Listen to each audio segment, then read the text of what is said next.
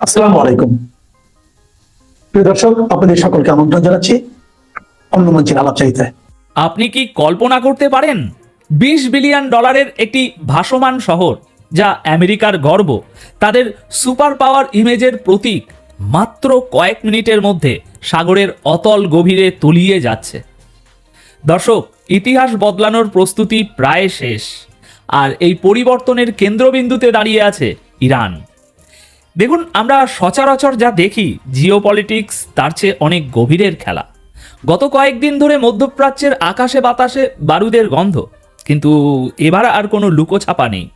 Iran সরাসরি challenge ছুড়ে দিয়েছে, এবং এই চ্যালেঞ্জ কোনো সাধারণ হুমকি নয়। বর্তমানে ইরানের বিভিন্ন শহরের রাস্তায় রাস্তায় এখন বিশাল সব ব্যানার ঝুলছে। সেখানে স্পষ্ট ভাষায় আমেরিকাকে সতর্ক করা হয়েছে। আমেরিকা তাদের সর্বাধুনিক aircraft carrier USS Abraham Lincoln নিয়ে এখন খুব চিন্তিত। ওদিকে চীন কেন এই ঘটনাতে আড়ালে বসে মুচকি হাসছে, আর নিজেদের ঘর সামলাতে না পারা ব্রিটেন কেন আবার এই আগুনের মধ্যে ঝাঁপ দিতে চাইছে?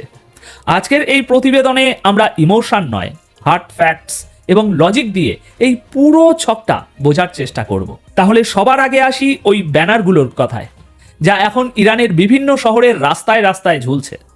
দেখুন, আন্তর্জাতিক রাজনীতিতে সিম্বলিজম বা প্রতীকী ভাষা খুব গুরুত্বপূর্ণ। ইরান সম্প্রতি তাদের বড় বড় শহরগুলোতে যে ব্যানার টাঙিয়েছে, সেখানে একটা লাইন লেখা আছে, যা আক্ষরিক অর্থেই হার হিম করা। ইংরাজিতে যাকে বলা হয় if you sow wind you will reap the whirlwind, অর্থাৎ তুমি যদি বাতাস বোনো তবে তোমায় ঝড় কাটতে হবে। সহজ বাংলায় এর মানে কি জানেন? এর মানে হলো, আমেরিকা যদি মধ্যপ্রাচ্যের সামান্যতম উস্কানি বা প্রবলেম ক্রিয়েট করার চেষ্টা করে, তবে তারা রিটার্ন হিসাবে এমন এক ধ্বংসযজ্ঞ বা বিপর্যয় দেখবে যা তারা কল্পনাও করেনি। ব্যানারগুলোর গ্রাফিক্স বা ছবিগুলো যদি ভালো করে খেয়াল করেন, দেখবেন সেখানে দেখানো হয়েছে আমেরিকার ওই যুদ্ধজাহাজ আব্রাহাম লিঙ্কন, যা ধোঁয়ায় আচ্ছন্ন, ধ্বংস হয়ে যাচ্ছে। এটা কোনো সাধারণ গ্রাফিক্স নয়, এটা ইরানের ইন্টেনশন বা অভিপ্রায়।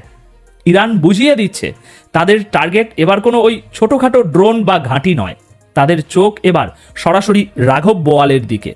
আর এই রাঘব বোয়াল হলো আমেরিকার এয়ারক্রাফট ক্যারিয়ার। দেখুন, আমেরিকা এতদিন ধরে একটা সাইকোলজিক্যাল গেম খেলে এসেছে। যখনই কোনো দেশকে ভয় দেখানোর দরকার হয়, তারা বলে আমাদের কাছে এয়ারক্রাফট ক্যারিয়ার আছে, আমরা এয়ারক্রাফট ক্যারিয়ার পাঠাচ্ছি। এই ক্যারিয়ারগুলো হলো আমেরিকার অহংকারের প্রতীক। তারা ভাবে 100টা যুদ্ধ বিমান নিয়ে যখন এই ভাসমান দুর্গ সাগরে ভাসবে, তখন পৃথিবী ভয়ে কাঁপবে। কিন্তু এবার প্রকৃতি হয়তো অন্য কিছু ভেবে রেখেছে। ইরানের এই ব্যানারগুলো বলছে তারা এই অহংকারকেই ধুলোয় মিশিয়ে দিতে প্রস্তুত। এখন প্রশ্ন হলো, ইরান কি আসলেই আমেরিকার এয়ারক্রাফট ক্যারিয়ার ডোবাতে পারবে, নাকি এটা শুধু কথার কথা? আসুন টেকনিক্যাল দিকটা দেখি। দর্শক, ইরান এবার এমন এক অস্ত্র ব্যবহারের ইঙ্গিত দিচ্ছে যা তারা আগে কখনো ব্যবহার করেনি। সেটা হলো হাইপারসনিক মিসাইল। আপনারা যারা সামরিক খোঁজখবর রাখেন, তারা জানেন হাইপারসনিক মিসাইল শব্দের চেয়ে 5 থেকে 20 গুণ বেশি গতিতে ছুটতে পারে। মানে চোখের পলক ফেলার আগেই টার্গেট শেষ। আমেরিকার এয়ারক্রাফট ক্যারিয়ার যেমন ইউএসএস আব্রাহাম লিঙ্কন নিঃসন্দেহে শক্তিশালী, কিন্তু মনে রাখবেন, এটা শেষ পর্যন্ত একটা জাহাজ, জলে ভাসমান একটা টার্গেট। আমেরিকা যতই দাবি করুক তাদের ডিফেন্স সিস্টেম শক্তিশালী, তবে হাইপারসনিক মিসাইলের গতির কাছে বর্তমানের অনেক ডিফেন্স সিস্টেমই অকার্যকর। ইরানের কাছে আছে ফাতা-1, ফাতা-2 মতো হাইপারসনিক টেকনোলজি। যদি $20 বিলিয়ন এই আব্রাহাম লিঙ্কন ক্যারিয়ারে একটা হাইপারসনিক মিসাইল হিট করে, তবে সেটা শুধু একটা জাহাজ ডুবি হবে না, সেটা হবে আমেরিকার সুপার পাওয়ার স্ট্যাটাসের মৃত্যু ঘণ্টা।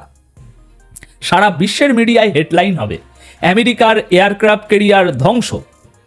তাহলে ভাবুন তো, এরপর আমেরিকার ওই তথাকথিত ভয় কি আর কারো মনে থাকবে? একদমই না। আর ইরান ঠিক এই জায়গাটাতেই আঘাত করতে চাইছে। তবে এই পুরো ঘটনায় পর্দার আড়ালে একজন খুব খুশি, তিনি হলেন শি জিনপিং। কিন্তু কেন? কারণটা খুব সিম্পল। এই ইউএসএস আব্রাহাম লিঙ্কন বা অন্যান্য ক্যারিয়ার গ্রুপগুলো সাধারণত সাউথ চায়না সিতে চীনকে ভয় দেখানোর জন্য রাখা হয়। এখন সেই কেরিয়ার যদি মধ্যপ্রাচ্যে এসে ইরানের মিসাইলের আঘাতে ধ্বংস হয়, তবে চীনের জন্য সেটা হবে লটারি জেতার মতো। চীন হয়তো মনে মনে ভাবছে, ভাই ইরান, তোমার কত টাকা লাগবে বলো? 1 বিলিয়ন, 5 বিলিয়ন আমরা দিচ্ছি, তুমি শুধু আমেরিকার এই $20 বিলিয়ন খেলনাটাকে ধ্বংস করে দাও। কারণ আমেরিকার এই কেরিয়ারগুলো যদি একবার অকেজো প্রমাণ হয়, তবে তাইওয়ান নিয়ে আমেরিকার দাদাগিরি আর চলবে না। চীন তখন ফাঁকা মাঠে গোল দেবে। অর্থাৎ ইরানের এই যুদ্ধটা শুধু ইরানের নয়, এটা পরোক্ষভাবে রাশিয়া এবং চীনেরও যুদ্ধ। তারা চায় আমেরিকা একবার এই ফাঁদে পা দিক, আমেরিকা তাদের কেরিয়ার নিয়ে আসুক, আর ইরান সেটাকে টার্গেট প্র্যাকটিসের বস্তু বানাক। মনে রাখবেন, যখন সবাই ভাবছে আমেরিকা শক্তি দেখাচ্ছে, আসলে আমেরিকা তাদের সবচেয়ে বড় দুর্বলতা এক্সপোজ করে ফেলেছে। সাগরের মাঝখানে এই বিশাল জাহাজগুলো এখন আর শক্তি নয়, বরং সহজ টার্গেটে পরিণত হয়েছে। আচ্ছা, এবার আসি আমাদের পুরনো বন্ধু ব্রিটেনের কথায়। সেই কথায় আছে না, যার নেই কোনো গুণ তার নাম বেগুন। ব্রিটেনের অবস্থা এখন অনেকটা তেমনই। খবর এসেছে ব্রিটেন তাদের টাইফুন যুদ্ধ বিমানগুলো কাতারের ঘাঁটিতে পাঠাচ্ছে এবং আমেরিকার সাথে এই যুদ্ধে যোগ দেওয়ার প্রস্তুতি নিচ্ছে। এখানে আমার প্রশ্ন হলো, ব্রিটেনের এই যুদ্ধে জড়ানোর মুরদ কি আদৌ আছে? ব্রিটেনের ভিতরের খবর নিন, তাদের অর্থনীতি এখন আইসিইউতে। লন্ডনের রাস্তায় হাজার হাজার মানুষ হোমলেস হয়ে ঘুরছে। ক্রাইম রেট এখন আকাশ ছোঁয়া। গত কয়েক বছরে ডেটা বলছে প্রায় 3,000 মিলিনিয়ার বা ধনী ব্যক্তি ব্রিটেন ছেড়েছেন। তাহলে যে দেশ নিজের নাগরিকদের নিরাপত্তা দিতে পারে না, যাদের অর্থনীতি নড়বড়ে, তারা এসেছে মধ্যপ্রাচ্যে আমেরিকার সাথে দাদাগিরি করতে। এটাকে আমি বলি পতনের আগে শেষ আস্ফলন। তারা নিজেদের দেশের জঞ্জাল পরিষ্কার করতে পারছে না, কিন্তু হাজার মাইল দূরে এসে মুসলিম দেশগুলোর উপরে বোমা ফেলার জন্য ঠিকই টাকা বের করছে।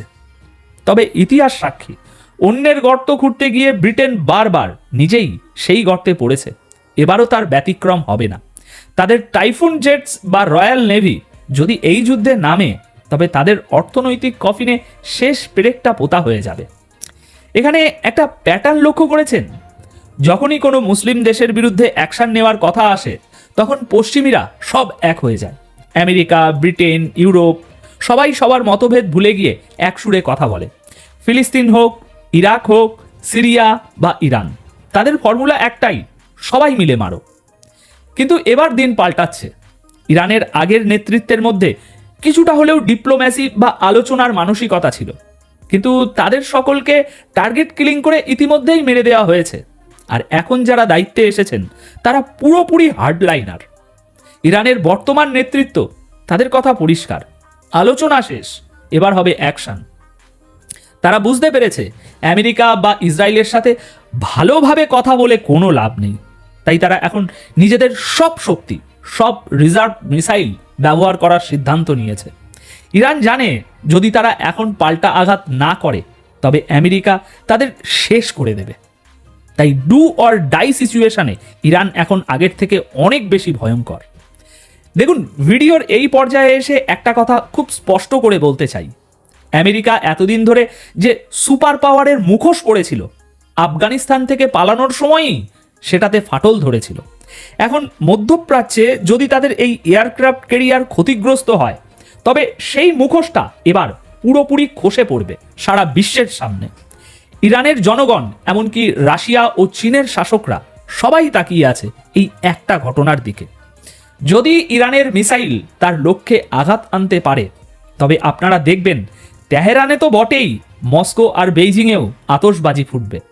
কারণ আমেরিকার পতনের শব্দটা ওখান থেকেই সবচেয়ে জোরে শোনা যাবে। আমেরিকা হয়তো ভাবছে তারা এই অঞ্চলে নতুন করে আধিপত্য বিস্তার করবে, কিন্তু পরিস্থিতি বলছে তারা হয়তো তাদের কফিনের মাপটা নিতেই এখানে এসেছে। এখন আপনাদের কাছে আমার প্রশ্ন, আপনার কি মনে হয় ইরানের হাইপারসনিক মিসাইল কি সত্যি আমেরিকার এই অত্যাধুনিক ডিফেন্স সিস্টেম ভেদ করে এয়ারক্রাফট ক্যারিয়ার ডুবিয়ে দিতে পারবে, নাকি আমেরিকা আবারও কোনোভাবে পার পেয়ে যাবে? কমেন্ট সেকশনে আপনার মতামত অবশ্যই জানাবেন। আর হ্যাঁ, জিওপলিটিক্সের এমন গভীর বিশ্লেষণের জন্য আমাদের চ্যানেলটি সাবস্ক্রাইব করতে ভুলবেন না। ভালো থাকবেন, সুস্থ থাকবেন। ধন্যবাদ আপনাদের সকলকে।